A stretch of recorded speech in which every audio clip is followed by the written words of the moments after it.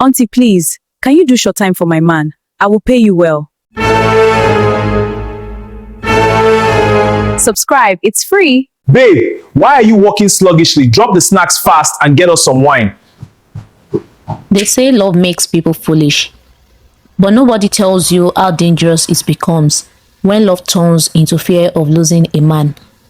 This is the story of Amara, a woman who loved so much she forgot to love herself. Amara met Victor in school. He was the kind of man everyone noticed without trying. Confident, eloquent, always surrounded by people who admired his opinions. He spoke well, dressed well, and carried himself like someone destined for more. Amara, on the other hand, was softer and quieter. She listened more than she spoke, and Victor loved that about her. While they were courting, Victor led and Amara followed, and at the time it felt romantic. He chose where they went, what they talked about, what plans made sense for their future. And whenever Amara disagreed, Victor didn't argue harshly. He reasoned patiently, explaining why his way was better, wiser, and realistic. Slowly, Amara learned that love meant adjusting, bending, and understanding. She was proud of how well she could please him, how easily she could keep the peace. Their friends called them the perfect couple. Victor liked hearing that. Amara believed it. After graduation, they got married. And for a while, life seemed perfect. Victor got a good job. They had a nice home. But perfection is often just a beautiful lie. And soon, Amara would learn that the man she married was not the same man she thought he was. You look absolutely stunning. I love you. I love you too. At first, marriage life felt like success. Victor worked, Amara worked. They lived comfortably. But slowly, Victor's expectations began to outweigh his affection. He wanted food ready at exact times, the house arranged his way, silence when he returned tired. Whenever Amara complained, Victor reminded her carefully, I work hard for this family. And he did. But Victor believed that providing financially was love enough. Everything else, patience, emotional care, endurance, was Amara's responsibility. Then one evening, everything changed.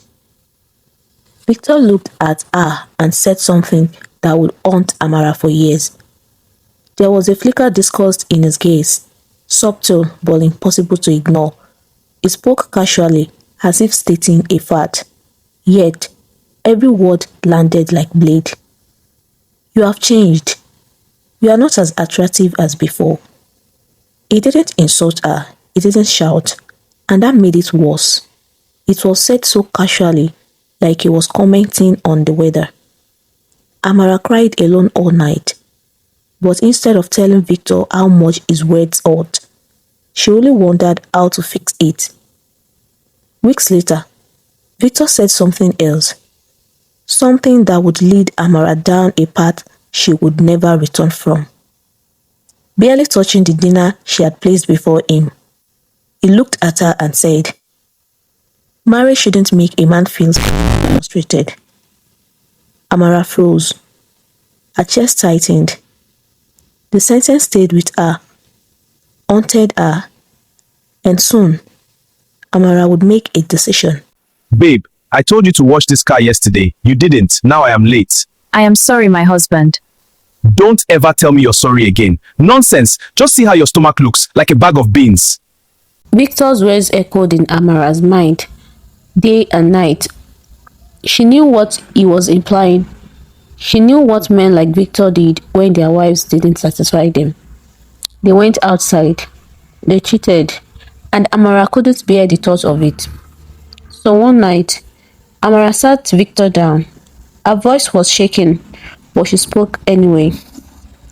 I don't want you going outside to sleep with other women. I don't want people pointing fingers at my marriage. Victor stared at her, waiting. What exactly are you saying? He asked. Amara swallowed hard. Then she said the words that would seal her fate. I would rather be the one to bring women for you to sleep with than allow you cheat outside. Victor tried to resist weakly. He said it was wrong. He said it was unusual, but he did not say no. If the women come through me, it is not cheating. You are not betraying me. I trust you. Because I am the one arranging it, she said. Victor agreed, not because he loved her, but because it benefited him.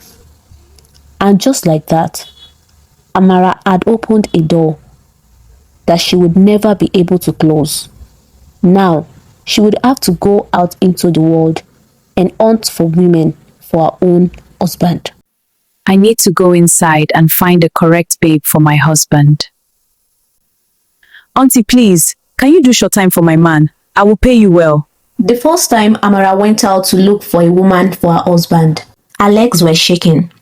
She didn't know where to start. She couldn't ask her friends. She couldn't ask her family.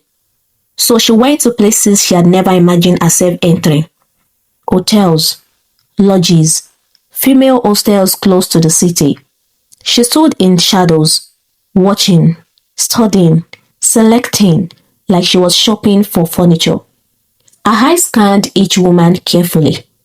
She said to herself, as a woman walked past her, "She's fair-skinned." Victor likes fair-skinned women. Her figure is nice. Yes, he would like this one. Amara had become a hunter, hunting for women to satisfy her own husband. The absurdity of it never occurred to her. Or maybe it did, and she just chose to ignore it. Finally, she approached one, a young woman standing outside a lodge, scrolling through her phone. She was pretty, neatly dressed, confident in the careless way Amara no longer was. Amara stopped in front of her, heart pounding, her voice nervous, but carefully controlled. She said to her, "Excuse me, sorry to bother you." The young woman looked up, slightly surprised, curiosity flaking across her face. Yes, and what Amara said next would change both of their lives forever.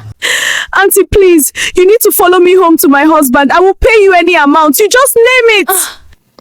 Amara stood face to face with the young woman. Her heart was pounding. Her hands were sweating.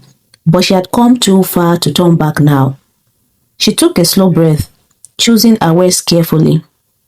I have a proposal for you," she said quietly. "A business arrangement."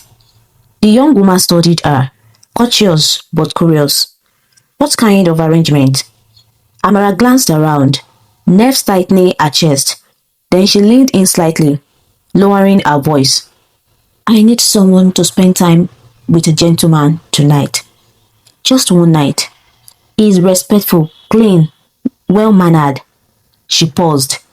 "You will be compensated very well." The young woman's eyes narrowed slightly. She understood immediately what Amara was asking. She hesitated, shifting her weight, her voice lowering. I don't know. I am not really..." Amara didn't let her finish. She reached into her purse and pulled out a thick envelope of cash. More cash than most people earned in a month. 300,000 naira, right now, just for tonight. A few hours, that's all. The young woman stared at the money. 300,000 naira for one night? She hesitated, but need as a way of silencing conscience, and Amara knew that. She was counting on it. "Who is this gentleman?" the lady asked. Amara's eyes dropped to the ground. She couldn't bring herself to meet the question directly. "A friend," she said, her tone steady. "Someone I know very well. You will be safe, I promise." She didn't say my husband. She wouldn't. The shame would have choked her. The young woman reached for the envelope. "Okay, I will come," she said quietly. Amara felt a strange mixture of relief and disgust. She pushed the disgust down, buried it, and told herself it was love. That night, Amara brought another woman into her home, into her bedroom for her husband. And this was only the beginning.